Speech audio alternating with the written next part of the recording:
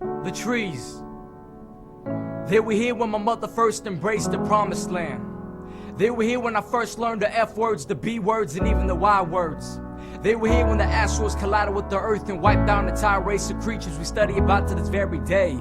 The trees we see were here when Paul Revere was screaming, the British are coming, the British are coming. Where we planted the seeds, there is a tree as old as me. They were here before I came here, in this very spot that I'm standing on right now, telling you that they were here, and that they've been here, and that we don't really notice or care.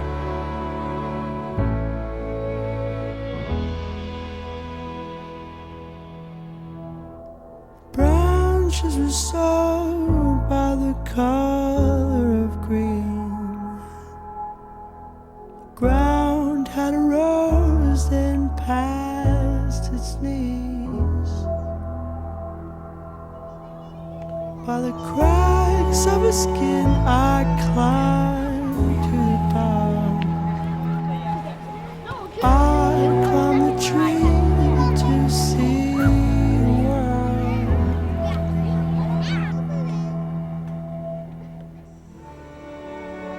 I think there are lots of reasons to care about trees. They give us shelter and warmth and light and knowledge in the form of books. It is trees that provide us with the very air that we breathe, the oxygen that we breathe. They are keeping us alive, literally, but they also keep our imaginations alive.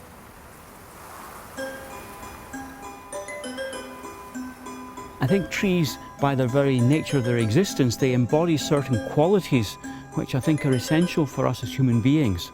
Some of those qualities are peace, stability, endurance, wisdom, experience. Mentoring, which is the old way that people would share knowledge, used to happen under trees. They've inspired art and music and poetry and writing through the ages, across cultures. I don't know if they're still doing it, but people always used to carve the heart in a tree, and so-and-so loves so-and-so. They want to put it on a tree because they're hoping that their love will grow the way the tree is growing and that it will branch out. Trees have trunks, people have trunks. Trees have crowns, people have crowns. Trees have limbs, people have limbs. And they are an essential spiritual connection in terms of understanding that to be human is to have branches in the sky and feet in the earth. We are a replica of a tree.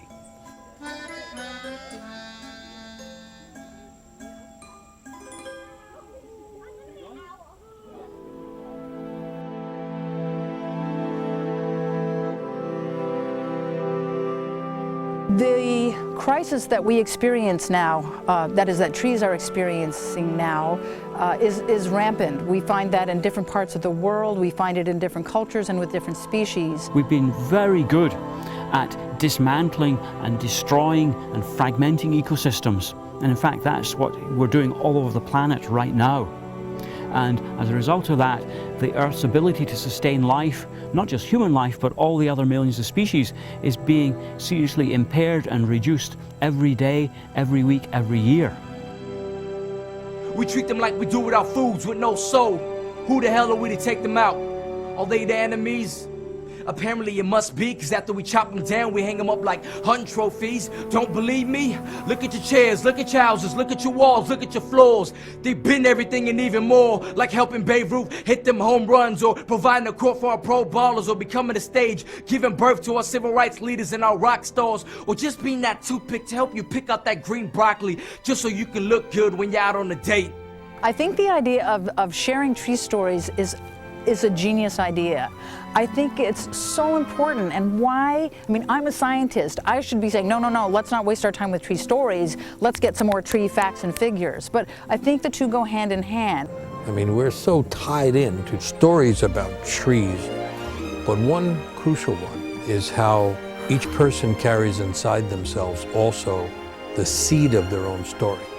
I think that we're going to be able to move people in unprecedented ways, that people will say, I know this tree, I climbed that tree, I know my neighbor climbed that tree. That there will be a personal connection that, when you get back down to it, is really the fuel, the driver of conservation. And the idea of people embracing a tree is an ancient idea, because the groves were sacred places. They still are.